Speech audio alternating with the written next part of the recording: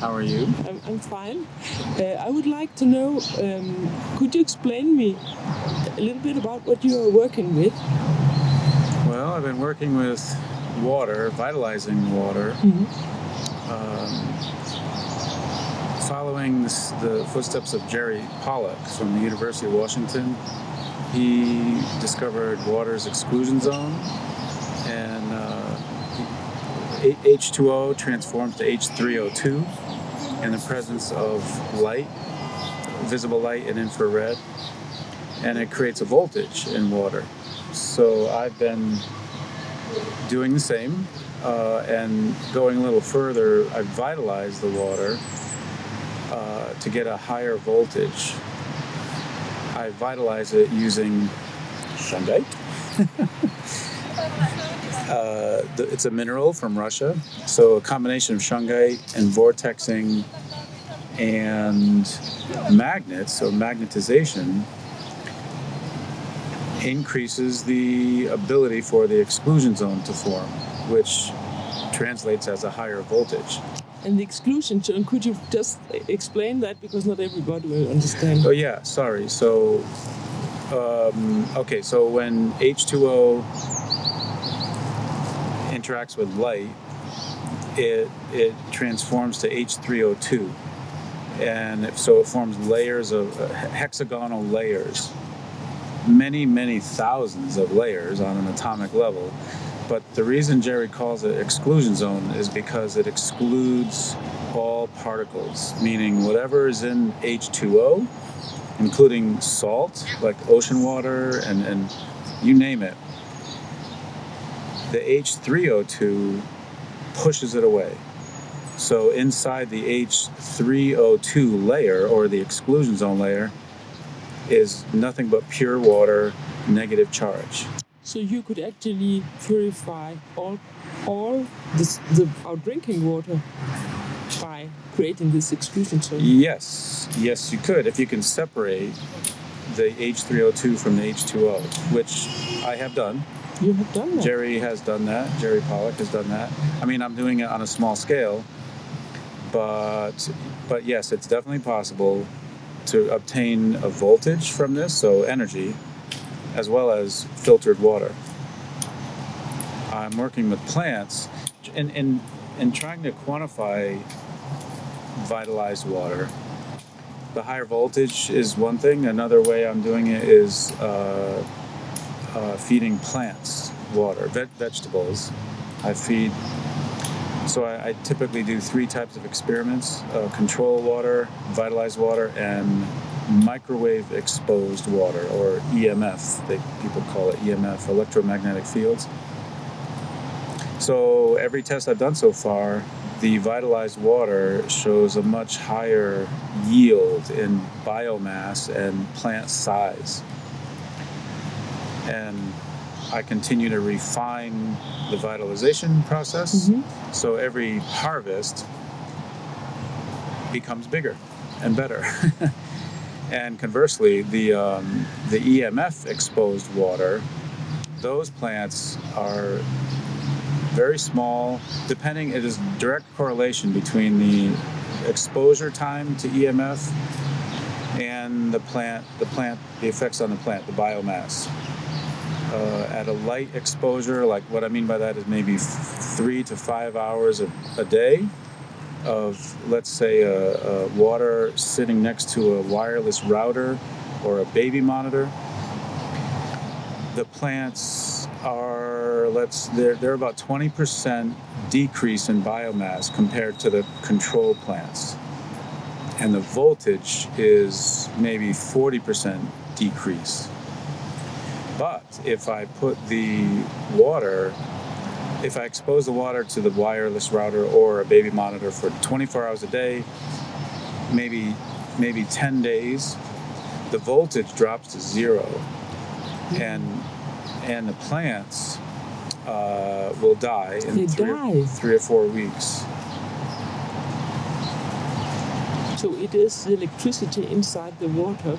It's the charging actually that gives life. Yes. Yes, plants have cells, just like human bodies. Each in the human body, there's approximately 2.5 quadrillion water molecules in every cell. So if they're denied the ability to create an exclusion zone or diminished, bioelectricity is decreased significantly. So, the EMF, the pervasive nature of EMF, it's just getting more powerful, more intense, more pervasive. I think it's very drastically affecting people's health. And in my opinion, there's no coincidence, the correlation between, in the early 80s, autism and cancer and behavioral issues increased dramatically. Well, in 82 was the first commercially available cell phone. It only took, I think it's a dozen years or so for 100% market saturation. Everybody had a cell phone in by the 90s, mid 90s or something like that. So just every generation becomes more disconnected from their true nature, I think, because a lot of the reason, not all of the reason, but a big reason is because of our body's inability to create a healthy exclusion zone. Right now, I have a headache. Yeah, I know. From EMF. So I'm very motivated to uncover this and maybe find ways to mitigate. So what do you think about that? In Europe and especially also in Denmark, they have decided now we should have the 5G. Horrible. Because we feel, powerless. It's horrible. But no one knows about this, but I think the correlation between exclusion zone degradation and EMF is a important beginning. Also, Li-Fi technology. So Wi-Fi uses the lower band microwave frequency, which I'm showing is degrading the exclusion zone. Li-Fi uses light, visible light. Li-Fi? Li-Fi. I didn't know that. Yeah. So it's new. It's a new technology, and it's oddly enough, it's about 100 times faster than Wi-Fi. But more importantly, it uses the visible light frequency. That's the spectrum of the electromagnetic spectrum, visible light and infrared. But that light frequency, Jerry Pollack discovered, creates the exclusion zone. So technically speaking, by using your cell phone, you'll become healthier if it's on the Li-Fi signal. So could we change that to that? Yes, we could. It would be faster and it would be healthier. Yeah, absolutely. So Li-Fi is better. Well, in my opinion, it's not proven that frequency, they modulate the frequency, and it's pulsed. So there's more research that needs to be done if, in fact, it keeps a healthy exclusion zone. But I'm just saying, theoretically, it's very promising. Now, convincing telecom, that's another discussion, but because they got to change their frequency bands, But I'm just saying from a frequency scientific perspective, technically speaking, this would probably be the way to go. Do you think that sound? Now I work with the sound. Do you think sound can help us in this situation? Yes, very much. As we were talking yesterday. So visible light is about an octave.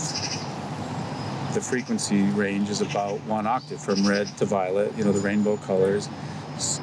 Interestingly, the diatonic scale, musical scale, is 1 octave, 40 octaves down from visible light. So the same ratios that apply to consonant chords apply to the primary colors. So a chord equals color. And I'm pretty convinced, I haven't done the test myself, but I am quite convinced that with the right sonic frequencies, in particular consonant chords, will create an exclusion zone. It's like Consonant chords, what's that? Consonant versus dissonant. Oh yeah. So it's interference, or What did you say? interference, consonant. I just didn't understand it totally.